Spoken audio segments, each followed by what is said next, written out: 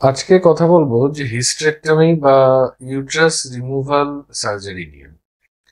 তো আপনারা স্বভাবতই জানেন যে হিস্টেরেক্টমি বা ইউট্রাস রিমুভাল বা জরায়ু বাদ দেওয়ার অপারেশন এটা অত্যন্ত একটি কমন অপারেশন, মানে কমন গাইনোকোলজিক্যাল অপারেশন। এবং বিভিন্ন রিজনে যখন ধরুন কারণে ওষুধপত্র দ্বারা সিমটমস কন্ট্রোল না হয়, তখন অনেক সময় ডাক্তারবাবুরা বলেন যে এবারে কিন্তু জরায়ু বাদ দিতে হবে, হিস্টেরেক্টমি করতে হবে। তো আমি লক্ষ্য করেছি যে অনেক সময় আপনাদের মনে একটা ভয় থাকে, বা যে কোনো অপারেশনের সময় সবার মনে ভয় থাকে যে এই অপারেশন কিভাবে হবে, বা হচ্ছে যে আমি কিভাবে সেরে উঠবো, আমার রিকভারি কি করে হবে, যারা ধরুন কাজকর্ম করেন তার অফিস জয়েন মানে কিভাবে করব, বা অনেকে ভাবেন যে এটা লং টার্ম এফেক্টস কি হতে যাবে যে হিস্টেরেক্টমির পরে। এবং তার উপরেও কিছু ভুল ধারণা আছে, মিথস আছে রিগার্ডিং হিস্টেরেক্টমি বা জরায়ুর বাদ নিয়ে, সেগুলোর ব্যাপারেও কিছু ডিসকাশন করব। ইন্ডিকেশন বলতে প্রথমেই আসি যে কেন জরায়ু বাদ দেন। জরায়ু বাঁধের অনেক ইন্ডিকেশন আপনারা জানেন, যে ধরুন ফাইব্রয়েড, অতিরিক্ত যারা ব্লিডিং, খুব হেভি ব্লিডিং হচ্ছে, বা পিরিয়ডস এ খুব অতিরিক্ত ব্যথা হচ্ছে, বা ধরুন খুব পেটের নিচ দিকে সারা মাসে খুব ব্যথা হচ্ছে, যাকে বলে ক্রনিক পেলভিক পেন। এবং আল্ট্রাসাউন্ড করলে অনেক সময় দেখা যায় যে ধরুন ফাইব্রয়েডস আছে, বা ধরুন চকলেট সিস্ট আছে, বা ধরুন অ্যাডেনোমায়োসিস বলে একটা রোগ আছে আপনারা যে যে দেখে থাকবেন, বা ধরুন হচ্ছে ওভারিতে ডিম্বাশয় অনেক সময় সিস্ট আছে। তো এগুলো কারণে অনেক সময় খুব হেভি ব্লিডিং বা পিরিয়ডস এর সময় হেভি ব্লিডিং বা ব্যথা হয়।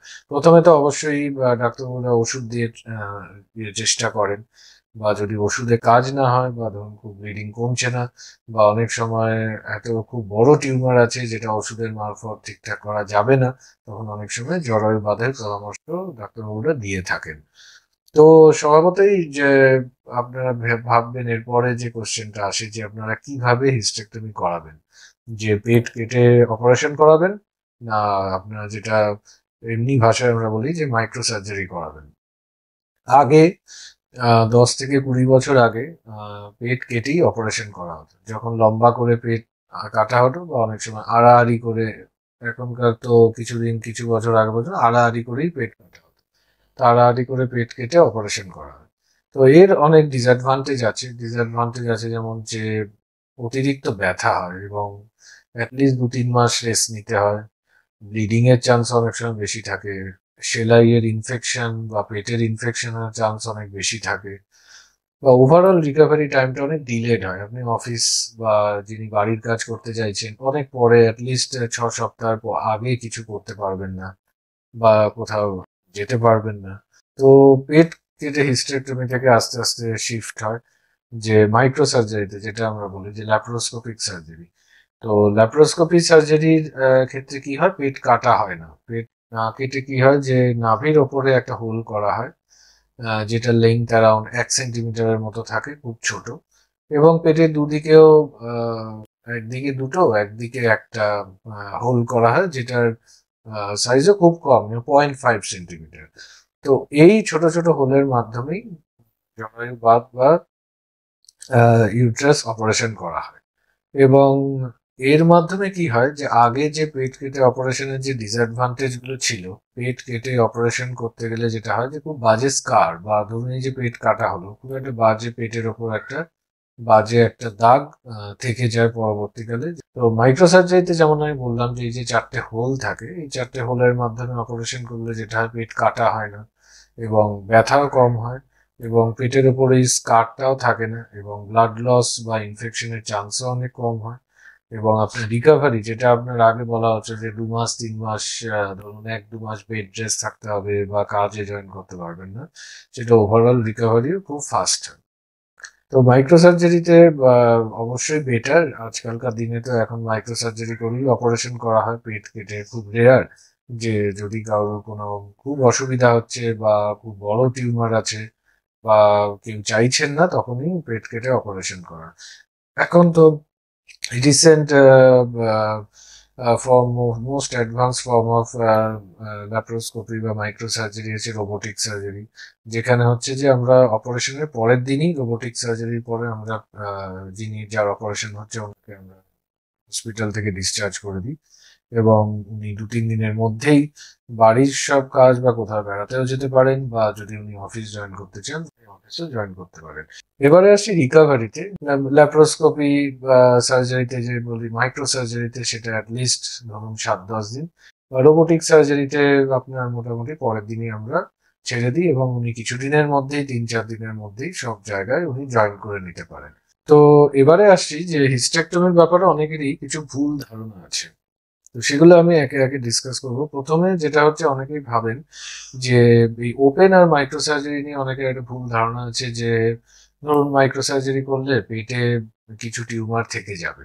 অনেকেই এসে জিজ্ঞেস করেন যে আমার তো অনেকে বাড়িতে রিলেটিভ অনেকে বলেছেন যে মাইক্রো সার্জারি করলে পেটে টিউমার থেকে যায়। তো একেবারেই এটা ঠিক কথা নয় যে পেটে যে টিউমার থাকে, আমাদের অনেক সময় ইনস্ট্রুমেন্ট থাকে একটি, যে পেটের টিউমারটা ছোট ছোট করে কেটে বার করা হয়, বা যদি জরায়ু বাদ দেওয়া হয় অনেক সময় যে ভ্যাজাইনালি বা মাসিকের রাস্তা দিয়ে যেমন ডেলিভারি হয়, সেই রাস্তা দিয়েই কিন্তু যে টিউমারটা কেটে কেটে কেটে কেটে বার করে দেওয়া হয়। তো এমনটা নয় যে মাইক্রো সার্জারি করলে যে পেটের মধ্যে অর্ধেক টিউমার থেকে গেল বা অর্ধেক টিউমার রয়ে গেল, এরকম ব্যাপারটা নয়। দ্বিতীয়, অনেকেই বলেন যে হিস্টেক্টমি করার পরেই মেনোপজ হয়ে যাবে বয়সে, যে ধরুন 50 বছর পরে বা 55 বছর পরে যে বয়সকালীন যে বয়সের যে চেঞ্জেস গুলো হয়, যেমন ধরুন আহ, আহ, খুব মেজাজ খিটখিটে হয়ে যাওয়া বা চামড়া কুচকে যাওয়া, এই যে মেনোপজ হয়ে যাওয়া, যে এই যে এই ব্যাপারগুলো হিস্টেক্টমি করে আসে কিনা। তো হিস্টেক্টমির সঙ্গে ধরুন এই মেথডগুলো ডিপেন্ড করে যে ডিম্বাশয় বা ওভারি রিমুভালের সঙ্গে। তো সব জরায়ু বাদের সাথেই কিন্তু ডিম্বাশয় রিমুভাল হয় না। অনেক ক্ষেত্রে যাদের ধরুন জরায়ুতে টিউমার আছে, সেক্ষেত্রে কিন্তু আমরা ডিম্বাশয় বা ওভারি রিমুভ করি না, সেটা পেটের মধ্যে থেকেই যায়। সেটা থেকে গেলে কিন্তু আপনার এই মেনোপজাল যে সিমটম গুলো, যে হঠাৎ করে গরম লাগা, ঘেমে যাওয়া, বা হচ্ছে এই যে যেমন যে বয়সের যে চেঞ্জেস গুলো আমি বললাম, অস্টিওপোরোসিস বা স্কিন চেঞ্জেস, চামড়ার কুঁচকে যাওয়া, যে চেঞ্জেস গুলো, এগুলো কিন্তু হবে না। থার্ড যেটা আসে, অনেকে বলেন যে হিস্টেক্টমির পরে যে ওয়েট গেইন হয়ে যাবে, খুব ওজন বেশি হয়ে যাবে। এটার সঙ্গে কোনো ইউটেরাস রিমুভালের কোনো সম্পর্ক নেই। ওজন বেড়ে যেত আগেকার দিনে, যখন এটা একটা ফিচার দেখা গেছে যে যখন আগে পেট কেটে অপারেশন করা হতো, তখন বেড রেস্ট বলা হতো অ্যারাউন্ড মিনিমাম 1 মাস, এবং অনেকেই খুব একটা কাজকর্ম বা হাঁটাচলা করতে পারতেন না 2-3 মাস। তখন দেখা গেছে যে আগের যে ওজন ছিল অপারেশনের আগে, অবভিয়াসলি 2-3 মাস পরে বসে থাকতে থাকতে ওজন বেড়ে গেছে। তো এখন যেমন এই নিউয়ার ভার্সন অফ সার্জারি বললাম, যেখানে আপনি 2 দিন বা 1 দিন পরেই হসপিটাল থেকে চলে যাচ্ছেন এবং বাড়ির সব কাজকর্ম বা অফিস জয়েন করে যাচ্ছেন, ওয়েট গেনের সঙ্গে কিন্তু জরায়ু বাদ দেওয়ার কোনো মানে কোনো রিলেশন নেই। চতুর্থ যেটা আছে, অনেকেই বলেন যে জরায়ু বাদ দিলে যে ইউরিনারি অনেক সময় বা ইউরিন পাস করা নিয়ে অনেক প্রবলেম হয়, যে ইউরিনারি লিকেজ হয়, বা হচ্ছে যে ধরুন ইউরিন ধরে রাখতে পারেন না। তো সেটার মধ্যে আমি বলি, এটার সঙ্গে কিন্তু ইউট্রাস রিমুভালের কোনো রিলেশন নেই। অনেকে যেমন বলেন যে অপারেশনের পরে বারবার ইউরিন যার যেতে হচ্ছে, বা যেটা অনেক ক্ষেত্রে দেখা যায় যে অপারেশনের পরে যে অনেক সময় ইউরিনারি ইনফেকশন খুব কমন, যেটা আপনি যেভাবেই সার্জারি করুন, যে মাইক্রো সার্জারি করুন বা পেট কেটে অপারেশন করুন, তো সেটা অনেক সময় দেখা যায় ইউরিনারি ইনফেকশনের ফলে এরকম সিমটম হচ্ছে, যেটা ধরুন অ্যাপ্রোপ্রিয়েট অ্যান্টিবায়োটিক্স এর কিছুদিন পরে সেরে। তো ওভারঅল আমি কনক্লুশনে যেটা বলবো, যে যদি জরায়ু বাদ দরকার হয়, যে বিভিন্ন কোনো ওষুধে কাজ হচ্ছে না, বা পেটের মধ্যে টিউমার আছে যেটা ওষুধে সারবে না, যদি জরায়ু বাদের ডিসিশন হয়, তো অবশ্যই মাইক্রো সার্জারি বা রোবোটিক সার্জারি আপনারা প্রেফারেন্সে রাখবেন। এবং যে যে ভুল ধারণাগুলো আমি বললাম, এটা অবশ্যই কিন্তু হিস্টেক্টমির সঙ্গে কোনো রিলেশন নেই।